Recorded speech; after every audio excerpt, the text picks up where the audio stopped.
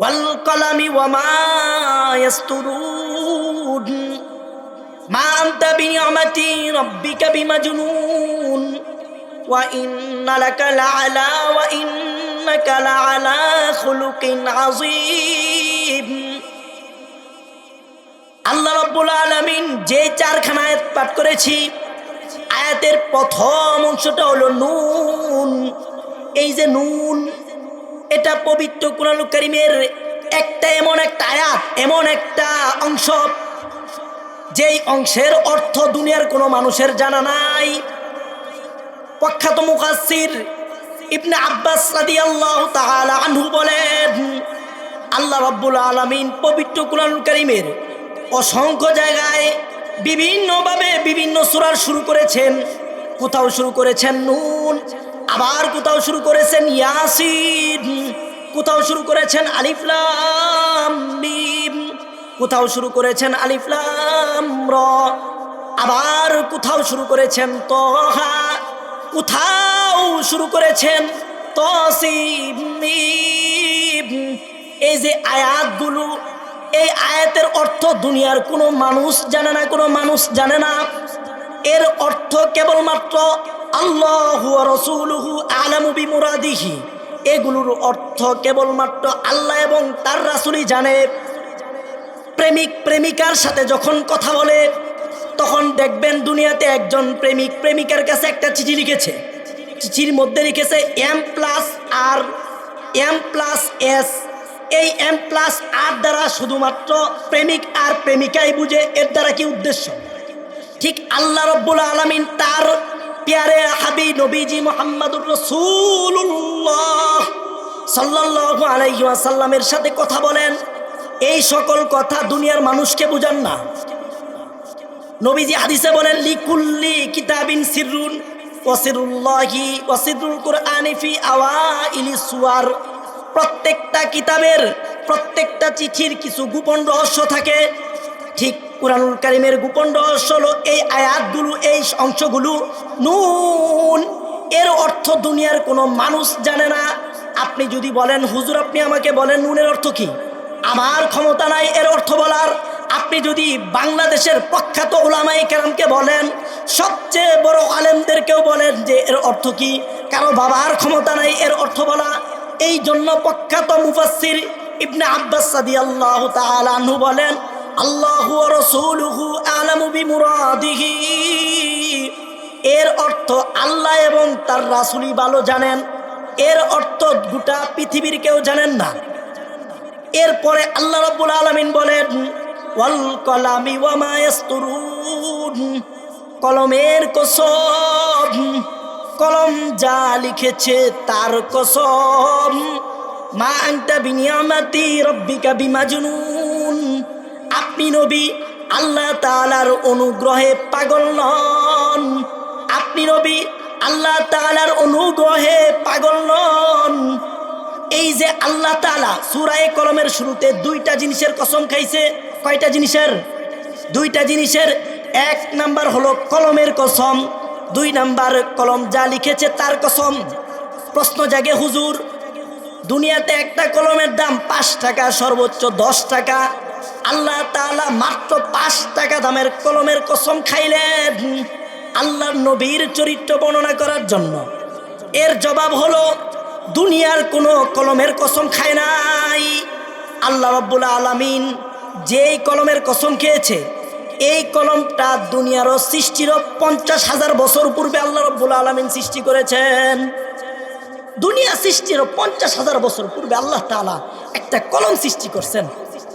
ওই কলম সৃষ্টি করে আল্লাহ রাব্বুল আলামিন কলমকে আদেশ করে, ও কলম উক্তুব।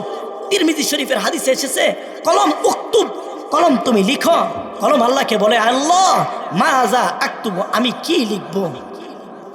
কলম যখন আল্লাহকে বলেন, আল্লাহ আমি কি লিখব, তখন কলমকে উদ্দেশ্য করে রব্বে কারীম বলেন, কলম তুমি মানুষের তকদির লেখো, কলম তুমি জিনের তকদির লেখো, কলম তুমি গাছের তকদির লেখো, কলম তুমি মাছের তকদির লেখো, কলম তুমি মশার তকদির লেখো, কলম তুমি মাছির তকদির লেখো। ওই যে কলম আল্লাহ তাআলার আদেশে মানুষের তকদির লেখা শুরু করলো, কে কোন জায়গায় মৃত্যু হবে, কার কখন রিজিক হবে, কে কোন জায়গায় সকালের খাবার খাবে, কে দুপুরের খাবারটা কোন জায়গায় খাবে, কে রাতের খাবারটা কোন জায়গায় খাবে। আল্লাহ রাব্বুল আলামিন ওই যে কলম সৃষ্টি করেছিলেন, ওই কলম দুনিয়া সৃষ্টিরও 50,000 বছর পূর্বে লিখে দিয়েছেন। আমি আপনি রিজিকের জন্য পাগল, রিজিকের জন্য দৌড়াদৌড়ি করি, অথচ আমাকে আপনাকে সৃষ্টি করার 50,000 বছর পূর্বে আল্লাহ তাআলা একটা কলম সৃষ্টি করেছিলেন। ওই কলম আমার আপনার সকলের তকদির লিখেছে। সুবহানাল্লাহ। ওই কলম কারো তকদির লেখা বাদ নাই। আব্দুল গফুরের তকদিরটাও লিখছে, আব্দুল সাত্তারের তকদিরটাও লিখেছে, আব্দুল করিমের তকদিরটাও লিখেছে, আমার তকদির লিখেছে, আপনার তকদির লিখেছে, কারো তকদির লেখা বাদ দেয় না। ওই কলম মানুষের তকদির লিখলো, লেখার পর জিনের তকদির লিখলো, লেখার পর গাছের তকদির লিখছে, মাছের তকদির লিখছে, আসমানের তকদির লিখছে, জমিনের তকদির লিখছে, মশার তকদির লিখছে, মাছির তকদির লিখছে, কলম গর্তের পিপিলিকার তকদিরটাও লিখছে। সুবহানাল্লাহ। ওই যে কলম, ওই কলমের কসম খাইছেন আল্লাহ নবীজির চরিত্র বর্ণনার জন্য। আলোচনা সংক্ষেপ করছি, এটা নিয়ে দীর্ঘ আলোচনা। সূরা কলমের প্রথম 4 আয়াতের আলোচনা করলে উলামায়ে কেরাম বলেন 10 ঘন্টা আলোচনা করলেও শেষ হবে না। আমার আপনার নবীর চরিত্র বর্ণনা করার জন্য রব্বে কারীম ওই কলমের কসম খাইছেন। ওই যে কলম যে লিখেছেন, কলমে লিখার ভিতরে কোরআন আছে, কলমে লিখার ভিতরে তাওরাত আছে, কলমে লিখার ভিতরে জাবুর আছে, কলমে লিখার ভিতরে ইনজিল আছে, কলমে লিখার ভিতরে আমার আপনার তাকদীর আছে, সব কিছু আছে। ওই কলম আমার আপনার যেই তাকদীর লিখছে, ওই কলমের লিখনির কসম খাইয়া আল্লাহ রাব্বুল আলামিন আমার আপনার নবীর চরিত্রকে বর্ণনা করেছেন। সুবহানাল্লাহ।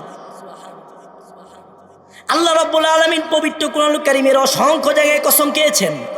কোথাও কসম খেয়েছেন ওয়াস শামস, সূর্যের কসম, কোথাও কসম খেয়েছেন ওয়াল কামার, চন্দ্রের কসম, কোথাও কসম খেয়েছেন ওয়াল লাইল, রাতের কসম, কোথাও কসম খেয়েছেন ওয়ান নাহার, দিনের কসম, কোথাও কসম খেয়েছেন ওয়াত্তিন, তিনের কসম, আবার কোথাও কসম খেয়েছেন ওয়াজ জাইতুন, জাইতুন ফলের কসম। আল্লাহ রাব্বুল আলামিন পবিত্র কোরআনুল কারীমের যত জায়গায় কসম খেয়েছেন, যদি সকল কসমকে এক জায়গায় রাখা হয়, আর আল্লাহ রাব্বুল আলামিন সূরা কলমের শুরুতে যেই 2টা কসম খেয়েছেন আমার আপনার নবীজির চরিত্র বর্ণনা করার জন্য, গোটা কসমকে যদি এক পাল্লায় রাখা হয়, আর আমার আপনার নবীর চরিত্র বর্ণনা করার জন্য রব্বে কারীম যে 2টা জিনিসের কসম খেয়েছেন, এই 2টা কসমকে যদি এক পাল্লায় রাখা হয়, তাহলে এই 2টা কসমের পাল্লাটাই ভারী হয়ে যাবে।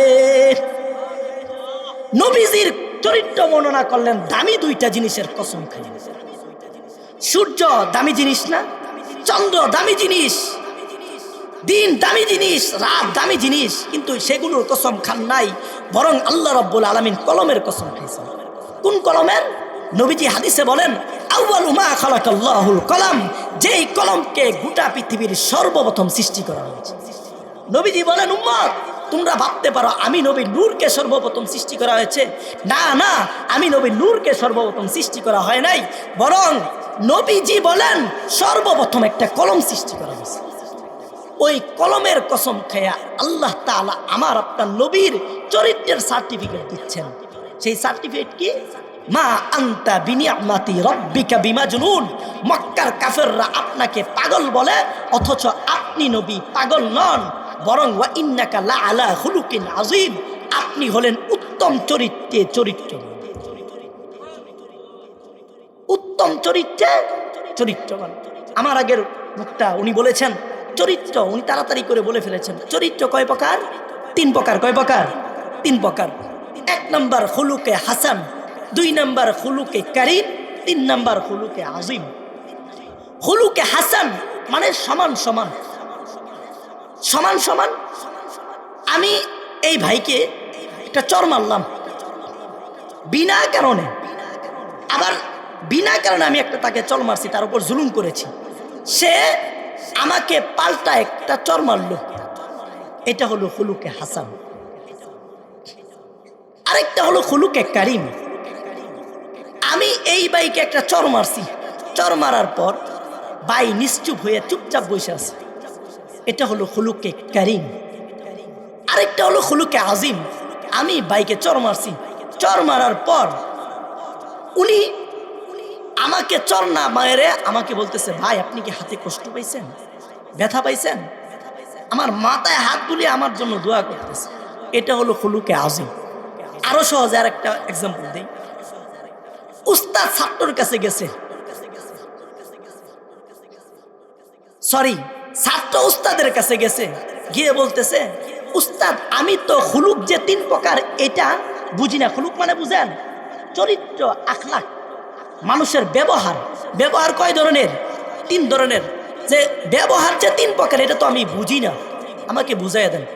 উস্তাদ বললেন, এই দিক দিয়া যাইবা, বেগুন বাড়ি মুড়ে দেখবা একজন ব্যক্তি বসা, আবার দেখবা বেগুন বাড়ি থেকে সপ্তাশিয়া মুক্তাগাছার দিকে একটা রুট গেছে, ওই দিকে দেখবা একজন লোক বসা, আবার দেখবা যে এই দিকে ঘন্টির ওই দিকে সোজা একটা রাস্তা গেছে, এই দিকে আরেকজন লোক বসা। 3 জন লোক বসা, 3 জন ব্যক্তিকে গিয়ে তুমি একটা করে চর মারবা। তো ছাত্র উস্তাদের কথা অনুযায়ী বেগুন বাড়ির মুড় যে আছে, ওই মুড়ের যে লোকটা বসা তাকে একটা চর মারছে। চর মারার পরে বেগুন বাড়ি মুড়ের লোকটা পাল্টা যেভাবে চর মারছিল সেভাবে একটা চর মারছে। দ্বিতীয় মুড় ছিল কোন দিকে? মুক্তাগাছার দিকে, সপ্তাশিয়ার দিকে। ওইখানে একজন আল্লাহওয়ালা বসা, একজন লোক বসা, তাকে গিয়ে একটা চর মারছে। সে চরটা খাওয়ার পরে নিশ্চুপ, কোনো কথা বলে না। তৃতীয় যেই রাস্তাটা ঘন্টির দিকে গেছে, ওইখানে একজন লোক বসা, তাকে একটা চর মারছে। চর মারার পরে লোকটা বলতেছে, বাবা তুমি যে আমাকে চর মারলা, চর মারার পরে তোমার হাতে কি তুমি কষ্ট পাইছো? এবার 3 রাস্তায় কয়জন লোক ছিল? 3 জন। 3 জনকে চর মাইরা উস্তাদের কাছে আসছে, উস্তাদ আমি যে প্রথম রাস্তা, 3 রাস্তার মোড় ছিল, প্রথম রাস্তার মোড়টা ছিল বেগুনবাড়ি সড়কের মাথার দিকে, ওইখানে আমি একজন ব্যক্তিকে পাইছি, তাকে একটা চর মারছি, সে আমাকে ওইরকম ভাবে একটা চর মারছে যেভাবে আমি চর মারছিলাম। দ্বিতীয় মোড় সপ্তাশিয়ার মোড়ে, সেই জায়গায় একজন ব্যক্তিকে পাইলাম, তাকেও আমি একটা চর মারছি, সে আমাকে চর না মাইরা চুপ করে বসে আছিল। তৃতীয় যে মোড় সেটা হলো ঘন্টির রাস্তার দিকে, খাদ্যহরের দিকে যেই রাস্তার মোড়টা আছে, সেখানে একজন আল্লাহওয়ালাকে পাইছিলাম, একজন ব্যক্তিকে পাইছিলাম, তাকে একটা চর মারছি, সে আমার জন্য দোয়া করলেন। এবার উস্তাদ বলে, প্রথম যে মোড় ছিল বেগুনবাড়ি রাস্তার মোড়, ওই বেগুনবাড়ি রাস্তার মোড়টা হলো ওই যে ব্যক্তিকে তুমি চর মারছিলা, ওই ব্যক্তিটা হলো খুলুকে হাসান। খুলুকে হাসানওয়ালা। খুলুকে হাসান মানে আপনাকে কেউ বিনা কারণে জুলুম করেছে, আপনি তাকে পাল্টা যেভাবে জুলুম করেছে সেভাবে প্রতিশোধ দিয়েছে। দ্বিতীয় যেই মুড়ে গেছিলা, সপ্তাশিয়ার মুড়ে, ওইখানে দেখছে একজন ব্যক্তি বসা, থে তোমাকে চর মানে নাই, বরং চুপ করে আসিল। তিনি হলেন খুলুকে কারিমওয়ালা, তিনি তোমাকে কোনো আঘাত করে নাই। তৃতীয় যে রাস্তায় গিয়েছিলা, যে খাদ্যহরের রাস্তায়, সেখানে একজন তোমাকে চর মারছো, চর মারার পরে সে তোমাকে আদর করে দিছে, তোমার জন্য দোয়া করছেন, তিনি হলেন খুলুকে আজিমওয়ালা। আমার আপনার নবী ছিলেন খুলুকে আজিমওয়ালা। কাফেররা নবী আকরাম সাল্লাল্লাহু আলাইহি ওয়াসাল্লামকে আঘাত করতেন, অথচ নবী আকরাম সাল্লাল্লাহু আলাইহি ওয়াসাল্লাম তাদেরকে কোনোদিন পাল্টা আঘাত করেন নাই, বরং তাদের জন্য দোয়া করেছেন। এটাই হলো আমার আপনার নবীর চরিত্র।